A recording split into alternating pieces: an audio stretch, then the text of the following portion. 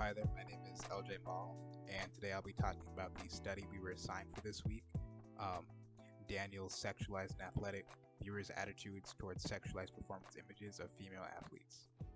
So, the current study is concerned with viewer attitudes towards different forms of sexualization among women.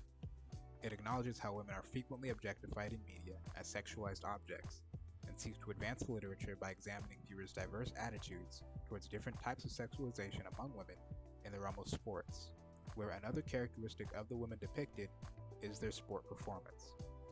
This is heavily related to the chapter readings due to the focus of how attitudes might be affected by media messages, which is one of the main premises of social cognitive theory, which was discussed in Chapter 7.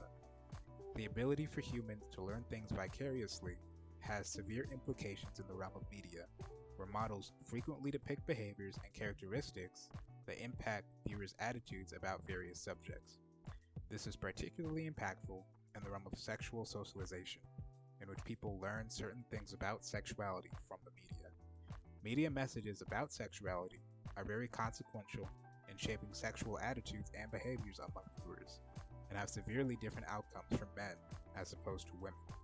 Daniels et al.'s research seeks to provide a more nuanced understanding of the different attitudes that can arise depending on the type of sexualization depicted, and whether there are some characteristics, such as a person's athleticism or sexual performance, that can possibly moderate the effects of sexualization.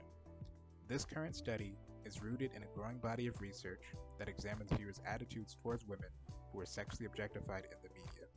Prior research has demonstrated that, on average, women who are sexually objectified are perceived as having less self-respect, competence, intelligence, agency, and more. However, they are perceived as being more sexually experienced and desirable. Similar patterns are found in sexually objectified images of female athletes, who are rated lower on these metrics than sports performance athletes. The hypothesis of the study reflects this research, with many of the hypotheses predicting that participants will rate sexualized and sexual performance athletes as lower on scales of competence and esteem, and rate them higher on scales of sexual appeal. As expected, participants rated the performance athletes as more positive in terms of competence and self-esteem, and rated sexualized and sexual performance athletes as lower on these scales. An interesting finding was that both groups, men and women, held performance athletes in high regard, which was consistent with research that demonstrated that these types of depictions were likely to generate interest and respect for women's sports.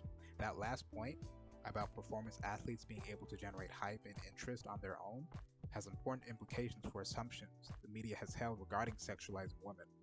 As mentioned by the study, there is a prevailing belief that sex sells, which is held both by men and by women. This is particularly true in regards to women's sports, where the sexuality of women is often highlighted, presumably to draw attention, when it is thought that their other traits might not keep people interested as long. This pervasive belief may have normalized the sexualization of women in sports advertising, taking it as a matter of course that women must be sexualized to garner sales. The current research demonstrates, however, that this is actually not the case, and when other attributes of women are emphasized, such as their performance and athletic ability, interest and respect for women's sports can increase. This knowledge can be applied to marketing strategies to create advertisements that can not only break the norm of objectifying women, but also be a sustainable business strategy that can garner interest in sports. From a Christian point of view, one of the crises we face is that our young people, particularly young girls, do not resonate with the message that God loves them as they are. They are inundated with messages that they are not beautiful, sexy, or attractive enough by models that are designed to have an unreachable level of beauty. This creates a culture and belief system where people base their value as a person on their outward appearance and spend less time cultivating their own soul and spirituality. With this research, Christians can go to these young people and show them that they do not need to adhere to these impossible standards of beauty in order to be valued, but rather that there is actually a misconception on what people truly value in this world. We will help these individuals truly understand and appreciate Psalm 139:13 through 14. For you created my inmost being. You knit me together in my mother's womb. I praise you because I am fearfully and wonderfully made. Your works are wonderful. I know that full well. So thank you for watching, and hope you enjoyed.